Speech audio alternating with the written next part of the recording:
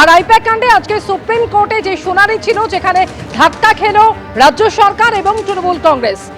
ED আধিকারিকদের বিরুদ্ধে যে এফআইআর দায়ের হয়েছিল সেই এফআইআর এ স্থগিতাদেশ জারি করেছে সুপ্রিম কোর্ট এবং একই সঙ্গে সুপ্রিম কোর্ট এটাও জানিয়ে দিয়েছে যে কোনো সংস্থা স্বতন্ত্রভাবে তদন্ত করতে চাইলে তাকে সেটা করতে দেওয়া হোক। এই মুহূর্তে সরাসরি আমাদের সঙ্গে রয়েছেন নিউজরুমের প্রতিনিধি অতনু হালদার। অর্থাৎ অতনু, কি বলা যায় এই শুনানি নিয়ে, কোন কোন গুরুত্বপূর্ণ দিকগুলি উঠে এলো আজকের শুনানিতে?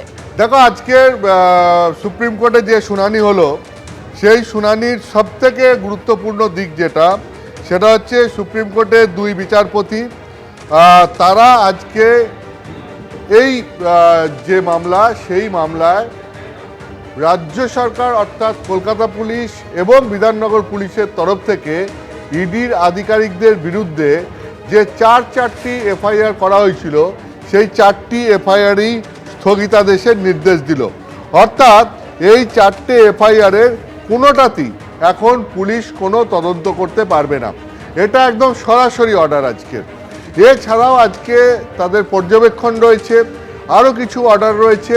যে অর্ডারগুলোর মধ্যে গুরুত্বপূর্ণ হচ্ছে যে সমস্ত সিসিটিভির ফুটেজ সব এবং নথিপত্র যা আছে এখন সেগুলো সব সংরক্ষণ করতে হবে এবং সব পক্ষকে নোটিশ দিতে হবে, সব পক্ষ তাদের বক্তব্য জানাবে এবং প্রায় 3 সপ্তাহ পর আগামী 23 ফেব্রুয়ারি এই মামলার পরবর্তী শুনানি হবে। আমি তোমাকে বলি, আজকে যেটা মূলত উঠে এসছে সেখানে এই মামলায় পরপর কয়েকটা বিষয় উঠে আসে। প্রথম কথা হচ্ছে গিয়ে যে এই মামলায় যেটা ইডির তরফ থেকে আজকে বারবার দাবি করা হয়েছিল যে এই এমন একটা ঘটনা ঘটেছে কলকাতায় যেখানে ইডি রেড করতে গেছিল একটি কয়লা পাচার কাণ্ডের তদন্তে এবং সেই তদন্তে রেড করতে গিয়ে তারা যেহেতু এই কয়লা পাচার কাণ্ডের টাকা পৌঁছে গেছে হাওয়ালার মাধ্যমে আইপ্যাকের কাছে, সেই সূত্র ধরে তদন্ত করতে গিয়ে তারা আইপ্যাকের ডিরেক্টর তার বাড়িতে লাউডন স্ট্রিটের ফ্ল্যাটে এবং আইপ্যাকের অফিস সল্টলেক সেক্টর 5-এ সেখানে তদন্ত করতে যায় এবং তল্লাশি চলাকালীন সেখানে মুখ্যমন্ত্রী মমতা বন্দ্যোপাধ্যায় পৌঁছান এবং তার সঙ্গে পুলিশ অফিসাররা পৌঁছান এবং পৌঁছে গিয়ে তাদের তদন্তের কাজে বাধা দেওয়া হয়। তারা তদন্ত চলাকালীন যে সমস্ত জিনিসপত্র সংগ্রহ করেছিলেন সেই সমস্ত নথিপত্র মুখ্যমন্ত্রী তিনি নিজে পুলিশ অফিসারদের সঙ্গে নিয়ে সেই সমস্ত জিনিসপত্র তাদের কাছ থেকে ছিনিয়ে নিয়ে চলে যান এবং তারপরে তারা আর কোনো কিছু বাজেয়াপ্ত না করে তদন্তের কাজ থামিয়ে দেন। এইটা নিয়ে যেটা আজকে সলিসিটর জেনারেল তুষার মেহতা তিনি ইডির পক্ষে দাঁড়িয়েছিলেন, তিনি সুপ্রিম কোর্টে বলেন যে এই ঘটনায় যদি চোখ বন্ধ করে থাকা হয় তাহলে রাজ্য পুলিশ আরও সাহস পেয়ে যাবে এবং এই রকমের ঘটনা ঘটবে এবং রাজনৈতিক নেতাদের সহযোগিতায় তারপরে তারা গিয়ে ধর্নায় বসে পড়বেন। তো এটাকে চলতে দেওয়া যায় না। এই ঘটনায় পুলিশের বিরুদ্ধে দৃষ্টান্তমূলক ব্যবস্থা নিতে হবে যাতে এই ধরনের ঘটনা না ঘটে।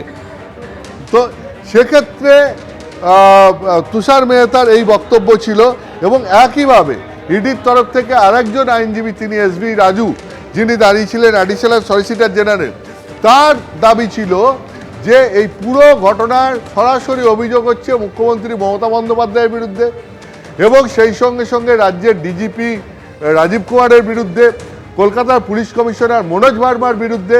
অর্থাৎ রাজ্যের মুখ্যমন্ত্রী তিনি আবার রাজ্যের স্বরাষ্ট্রমন্ত্রীও এবং একই সঙ্গে অভিযোগ হচ্ছে গিয়ে রাজ্যের ডিজির বিরুদ্ধে, কলকাতার পুলিশ কমিশনারের বিরুদ্ধে।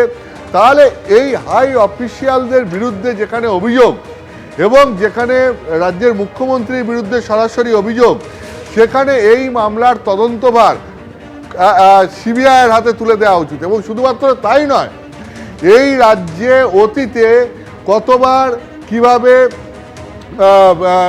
কেন্দ্রীয় এজেন্সির ওপর আক্রমণের ঘটনা ঘটেছে ইডির এবং কেন্দ্রের আইনজীবীদের তরফ থেকে, সেই উদাহরণও আজকে আদালতে বারবার তুলে ধরা হয়। সেই 2019 সালে রাজীব কুমারের বাড়িতে যখন সিবিআই অফিসাররা তল্লাশি অভিযান এবং রাজীব কুমারকে জিজ্ঞাসাবাদ করতে গেছিলেন, সেই সময় সিবিআই অফিসারদেরকে পুলিশ ডিটেইন করে শেক্সপিয়ার সরণি থানায় তুলে এনেছিল। সেই ঘটনাও আজকে এজলাসে ইডির আইনজীবীরা তুলে ধরেন। এই সব কিছুর পরে তারা যেটা দাবি করেন যে মামলায় শুধু সিবিআই তদন্ত দিলে হবে না, এই সিবিআইকে বাইরের রাজ্য থেকে এই তদন্ত কন্ডাক্ট করতে দেওয়ার অনুমতি দিতে হবে। অর্থাৎ সিবিআই বাইরের রাজ্য থেকে এই ঘটনা তদন্ত করবে।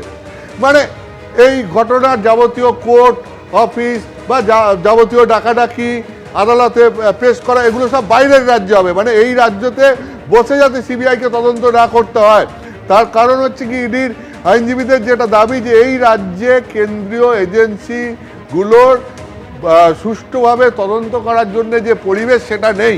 এটা একদম আজকে ইডির আইনজীবীরা তাদের বক্তব্যের মধ্যে বুঝিয়ে দেন বা একটা অভিযোগ করেন সুপ্রিম কোর্টের কাছে, তুমি বলতে পারো। এবং তারপরে তাদের দাবিটা হচ্ছে যে এই ঘটনার সিবিআই তদন্ত দিতে হবে এবং সেই সিবিআই তদন্ত যেন বাইরের রাজ্য থেকে হয়।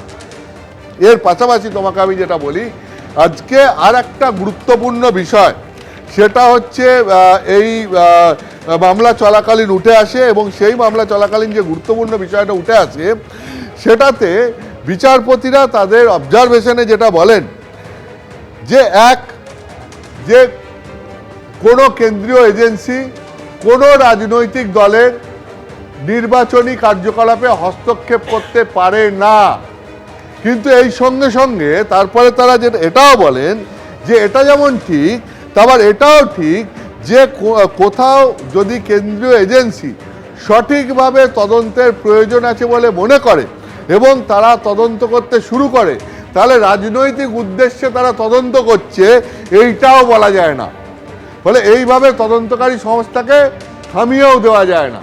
এবং সেই সঙ্গে সঙ্গে আজকে সুপ্রিম কোর্টের বিচারপতিরা তাদের পর্যবেক্ষণে আরও যেটা বলেন যে যাতে কোনোভাবে একটি সংস্থার তদন্তে আরেকটি সংস্থা হস্তক্ষেপ না করতে পারে সেটা নিশ্চিত করতে হবে। অর্থাৎ কি, কেন্দ্রীয় সংস্থার তদন্তে রাজ্যের সংস্থা যেন হস্তক্ষেপ করতে না পারে। এখানে অভিযোগ উঠেছে যে ইডির তদন্তে পুলিশ হস্তক্ষেপ করেছে, বাধা দিয়েছে। সুপ্রিম কোর্টের বক্তব্য হচ্ছে এটা নিশ্চিত করতে হবে যাতে এটা একটা সংস্থা আর একটা সংস্থার তদন্তে হস্তক্ষেপ করতে না পারে। এই বলে সুপ্রিম কোর্টের একটা অবজারভেশন আজকে যেটা রয়েছে যে প্রত্যেকটা সংস্থাকে স্বাধীনভাবে কাজ করার সুযোগ দিতে হবে এবং এই ধরনের সংস্থাগুলো তাদের যে